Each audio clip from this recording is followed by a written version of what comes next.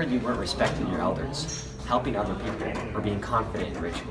So I'm going to tell you about Confucius, aka Kong Chu, aka Kong Zi, aka Kong Fuzi, also known as the Master. The ultimate example of maintaining perfect values. But before I tell you any more, I gotta do my research. Man, I can't find any good books on Confucius. All I found was that stupid graphic novel that taught me about his young life. Oh, hey, dude. You learning about Confucius? Yeah, dude.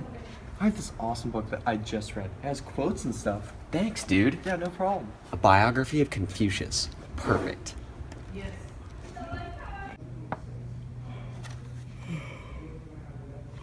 Scholar, idol, sage. Everyone knows of Confucius, but few know much about him. There are 6 million people in the world who describe themselves as Confucianists, and throughout time over 350 million followers have existed in 91 countries. But how did he become this legend in China and all over the world? The words we use to describe the life of Confucius, like king, book, and city, sometimes serve to mislead us with their familiarity. When Confucius was born, a book was a collection of bamboo strips held together with other ties.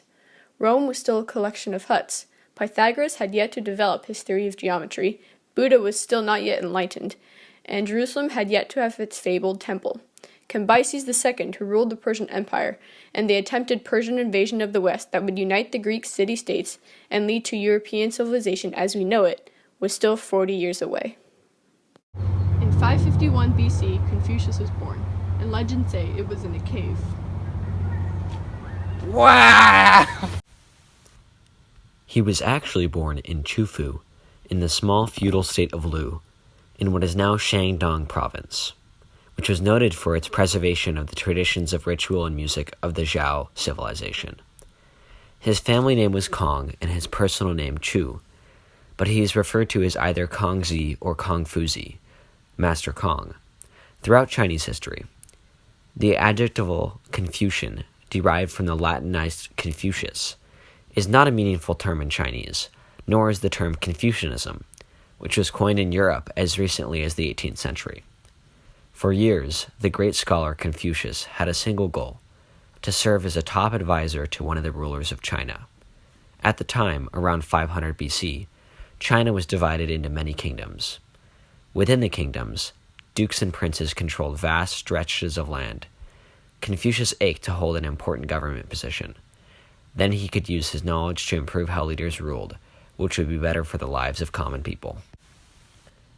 Many of Confucius's words and actions are recorded in the Analects, a book that was written by some of Confucius's students after his death. The students wanted to share their teacher's great wisdom with others and give him the respect they thought he deserved. Confucius's first students were most likely men just slightly younger than he. Gathered around him, the students listened to Confucius talk about the classic books and share his views on the proper way to live. At the time, Confucius responded to his students' questions and then probed the men with his own. His questions made some students struggle to understand him, but Confucius welcomed that, for he knew he was truly learning what was not easy. Confucius sometimes called his teachings on correct behavior the way of man, or simply the way. The Chinese word for way is Tao. People could follow the way by living a moral life, not because they would be rewarded after they died, but because it was the right thing to do. Following the way brought its own reward and was the highest goal of human life.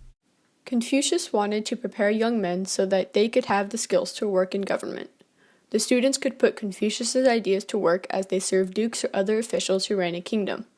Confucius's goal was to create the best, fairest governments to help the most people possible. He believed his ideas would make that happen, but having practical skills was not enough. Confucius also wanted his students to become junzi. In English, this means ruler's son. The term once referred to a member of the ancient Chinese nobility who owned land and might someday rule. To Confucius, however, a junzi was a gentleman, someone who always acted morally and followed the teachings on rituals. A person did not need wealth and power to be a gentleman. Gentlemen also studied music and archery. Confucius played a musical instrument and liked to join in when others sang. But skills and knowledge, Confucius said, had no value.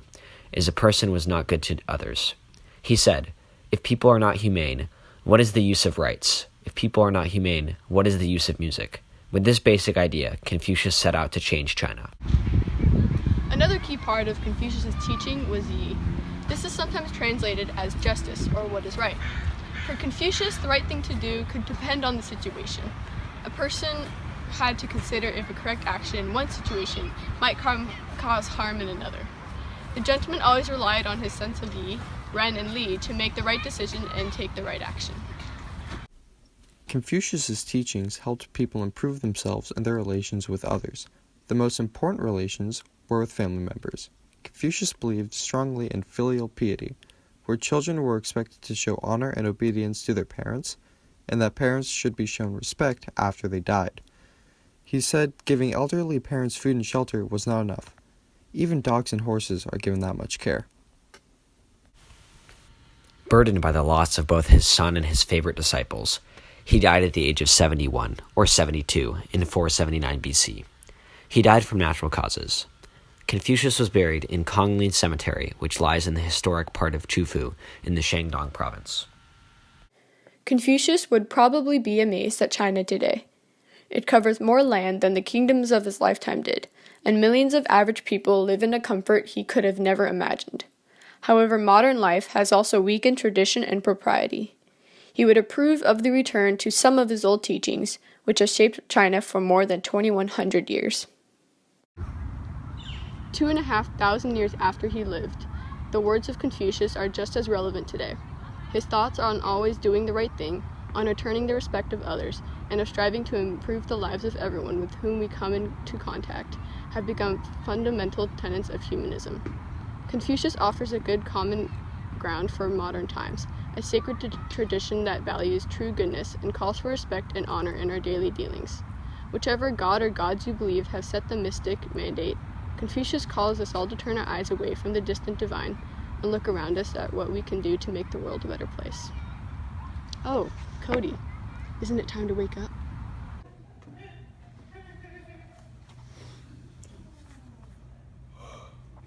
Wow. Confucius.